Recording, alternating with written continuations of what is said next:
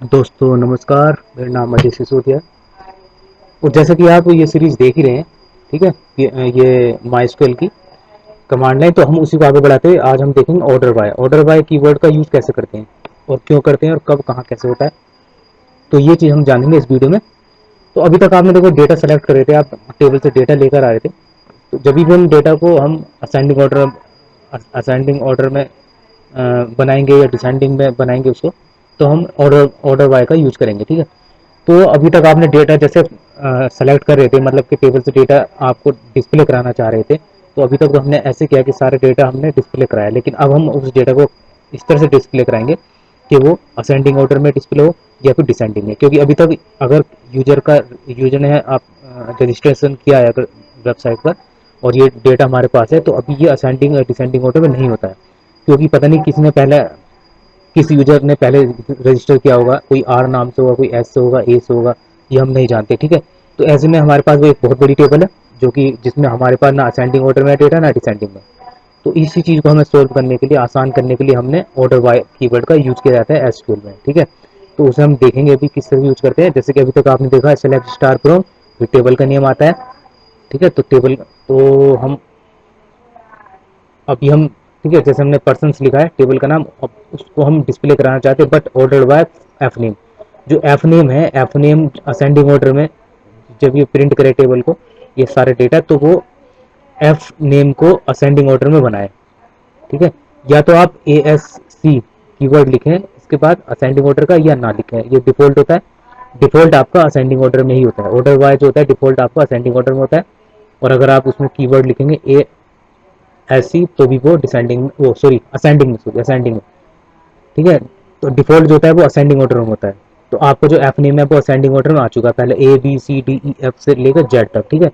तो F name को इसने असेंडिंग ऑर्डर में बना दिया है और असेंडिंग ऑर्डर में बना के उसी के हिसाब से आपको डेटा दिखा रहा है पूरा, ठीक है, row wise, line by line, ठीक है। तो और अगर हम इसको असेंडिंग लिखें, ए एस सी कीवर्ड लिखें, तो भी ये असेंडिंग में बनाएगा, ना लिखेंगे तभी भी वो असेंडिंग में बनाएगा, ठीक है। तो ये तो रहा असेंडिंग ऑर्डर। अगर हमें एफ नेम को डिसेंडिंग में लेना है तो D E S C keyword होता है, D E S C short में। तो जैसे हम डी ई एस सी लिखेंगे और एंटर मारेंगे तो क्या होगा, हमारे पास जो टेबल आएगी वो डिसेंडिंग ऑर्डर में आएगी। लेकिन टेबल नहीं, सॉरी, जो एफ नेम होगा उसका डिसेंडिंग ऑर्डर में आएगा और उसी नेम के अकॉर्डिंग जो है वो सारे डेटा आ जाएंगे आगे वाले, ठीक है। तो देखिए जेड वाले पहले आ गया, उसके बाद ए वाला सबसे नीचे चला गया। तो डिसेंडिंग ऑर्डर में आपको पता है जेड से नीचे ए तक जाना है। तो पहले जेड वाला, फिर उसके बाद चलते चलते लास्ट में ए वाली, ठीक है, ये नाम आया और उसके आगे पूरी डिटेल आई है उसकी, ठीक है। तो ये जो टेबल का डिस्प्ले डेटा जो डिस्प्ले हो रहा है वो असेंडिंग और डिसेंडिंग ऑर्डर में हो रहा है। तो हमने एक पर्टिकुलर फील्ड लिया था, अब देखिए हमने आई डी अपने एज को लिया है, लेकिन हमने जो लिया है ये तीन फील्ड लिए हैं, उसको हमने एफ नेम को डिसेंडिंग में बनाया। तो एफ नेम जब डिसेंडिंग में बन जाएगा तो उसके सारे आमने सामने जो डेटाज हैं, जो रो है, वो उसके अकॉर्डिंग ही आएंगे, ठीक है। तो फील्ड, तो देखिए ये हमने असेंडिंग ऑर्डर में बनाया, इसको एफ नेम को असेंडिंग में किया है। हमने कहा इससे टेबल के ये तीन फील्ड डिस्प्ले करें, लेकिन उसका एफ नेम डिसेंडिंग या असेंडिंग में हो, ठीक है।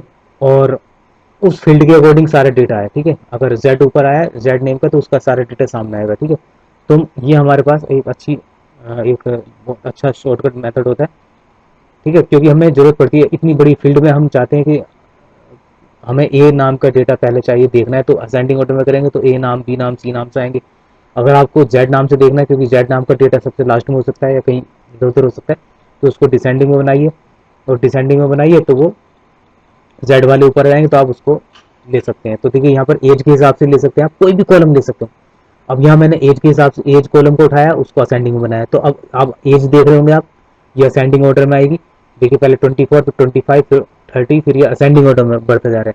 तो चाहे वो डेट का कॉलम हो, चाहे एज का हो, चाहे नेम का हो, सभी को आप असेंडिंग वाइज में आप शो करा सकते हैं। अब देखिए हमने यहाँ एज को असेंडिंग ऑर्डर में बना लिया, जिससे हमें एज देखना था, और एज के सामने का डेटा वो अपने आप ही आ जाता है, ठीक है। डिसेंडिंग में बनाएंगे तो डिसेंडिंग हो जाएगा।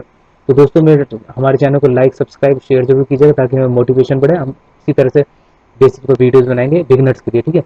तो देखिए यहाँ पर, तो इसका क्या मकसद हुआ कि जैसे हमें ए चाहिए थी, तो हमने उसको असेंडिंग डिसेंडिंग ऑर्डर में बनाकर हमने उसको ठीक से समझ आया कि भाई ये हमारे पास इतने लोगों का डेटा है, ठीक है। वो हमें आसानी हो जाती है उसको टेबल को रीड करने में, काम करने में आगे, ठीक है। तो देखिए यहाँ पर मैं स्टेटस भी दे सकता हूँ यहाँ पर कि एफ नेम असेंडिंग है और स्टेटस डिसेंडिंग हो। तो इसका मतलब क्या हुआ, जो एफ नेम है, एफ नेम का फील्ड असेंडिंग हो गया, असेंडिंग हो गया। अब इसमें क्या होगा कि आपने स्टेटस को डिसेंड, आपने डाल दिया डिसेंडिंग में, तो इससे क्या होगा, जो ए नाम के जो असेंडिंग, ए नाम के जो कई लोग होंगे, 2 4 5 होंगे ए से जो स्टार्ट हो रहा है अजय नाम के, ठीक है, तो उसके जो स्टेटस होंगे वो डिसेंडिंग ऑर्डर में आएंगे, ठीक है, वो डिसेंडिंग ऑर्डर में डिस्प्ले होगा, ठीक है। तो अजय नाम का, और उधर अगर असेंडिंग में किया है आपने स्टेटस तो असेंडिंग होगा। फिलहाल हमने दोनों असेंडिंग में किए, ठीक है ना, एफ नेम भी असेंडिंग में है, और तो इस तरह से एक नाम के अगर बहुत सारे लोग होते हैं, बहुत सारे डेटा होते हैं इसमें, तो उसमें असेंडिंग डिसेंडिंग हो जाता है। जैसे एफ नेम ले लिया और असेंड, और आपने स्टेटस ले लिया, तो एफ नेम जैसे आपने असेंडिंग किया, तो और स्टेटस को भी उस फील्ड के सामने आपने असेंडिंग में रख दिया है, तो वो उसी तरह, ठीक है, तो वो दोनों असेंडिंग हो गए। लेकिन हम चाहते हैं कि एफ नेम जो है असेंडिंग में हो और स्टेटस उसका डिसेंडिंग हो, तो ऐसे में क्या होगा, एफ नेम तो असेंडिंग में हो गया, तो मान लीजिए उसमें अजय नाम के बहुत सारे यूजर हैं, तो स्टेटस आपने डिसेंडिंग दिया था, तो उसमें उस यूजर के सामने जो स्टेटस होगा वो डिसेंडिंग के हिसाब से आएगा, उसके साथ मैच करता हुआ, ठीक है। अब देखिए यहाँ एफ नेम क्या हुआ, असेंडिंग ऑर्डर, और सिटी हुआ डिसेंडिंग ऑर्डर, तो एफ नेम तो असेंडिंग में आ गया है, ठीक है। तो आप देख सकते हैं अजय नाम के 2 लोग थे, तो उसमें आपको डिसेंडिंग में किया है, तो उसने ठीक है इंडिया इंडिया कर दिया। तो ऐसे में और भी डेटा हो सकते हैं, जो आपका अजय नाम का फील्ड है सेम, तो उसके आगे जो है आप सिटी जो आ रहा है वो डिसेंडिंग में हम करना चाह रहे हैं, तो जो बहुत सारे अजय नाम के होंगे तो उसके आगे जो फील्ड एज सिटी आएगा वो डिसेंडिंग का पहले आएगा, ठीक है, डिसेंडिंग ऑर्डर में होगा, उस तरह से निकलेंगे, ठीक है। या बी नाम से कोई नाम होगा, बी नाम से होगा, बी नाम के में कई सारे लोग होंगे बी नाम के, तो उसके अकॉर्डिंग जो सिटी सिटी होगा वो उसके आगे डिसेंडिंग ऑर्डर के अकॉर्डिंग आएगा। तो इस तरह से हम इसमें कर सकते हैं। तो थैंक यू वेरी मच दोस्तों, हैव अ नाइस डे, आपने इतना टाइम निकाला वीडियो के लिए, बहुत बहुत धन्यवाद। फिर मिलते हैं नेक्स्ट वीडियो में, तब के लिए बाय बाय, गुड बाय।